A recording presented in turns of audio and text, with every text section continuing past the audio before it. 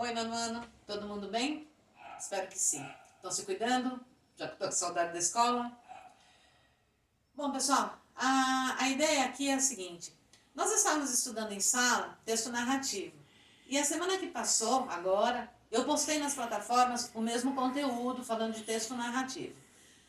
Para isso, para que não fique nenhuma dúvida, eu resolvi fazer essa videoaula retomando o tema, tá, de texto narrativo. Ou seja, este material, este conteúdo é o que já fizemos, ok? O texto narrativo é o contar uma história, certo? Existem vários tipos, etc e tal, mas não deixa de ser contar uma história. Para que eu conte uma história, eu necessariamente preciso dos elementos da narrativa. Ou seja, a teoria do Pente, lembra-se disso? Ó, P-E-N-T-E. Personagem, espaço, narrador, tempo e enredo. Personagem, os seres que participam da minha história. O espaço, onde essa história acontece. Narrador, quem conta a história. É um narrador de primeira pessoa, de terceira pessoa, é personagem, observador, é onisciente. O tempo, quando a minha história acontece. E o enredo é a história propriamente dita. Tá? Quando eu falo de enredo, necessariamente eu preciso dividir em 4 pontos. Situação inicial, ou seja, como a minha história começa, o conflito, qual foi o problema que gerou a história, o clímax, o ponto mais alto, o ponto de mais emoção na história, e o desfecho, que é a solução do problema e a finalização da história, ok?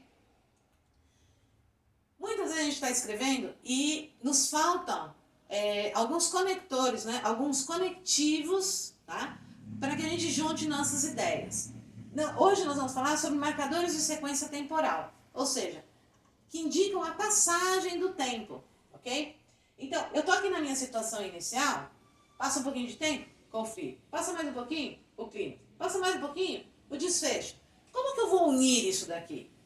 Então, nós temos uma série de expressões ou palavras que nos ajudam a unir as nossas ideias e dar a sequência temporal na nossa história.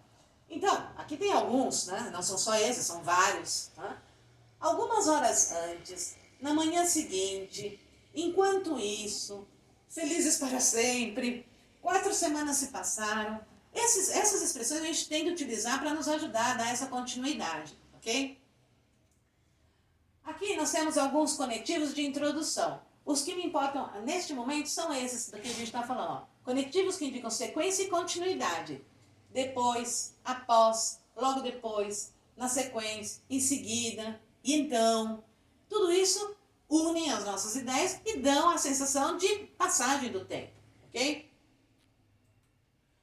Aqui nós temos um mapa mental, tá? Do texto narrativo com personagem, tempo, espaço, narrador, personagem, observador e onisciente, e aqui o enredo e a sua divisão em 4 etapas, tá?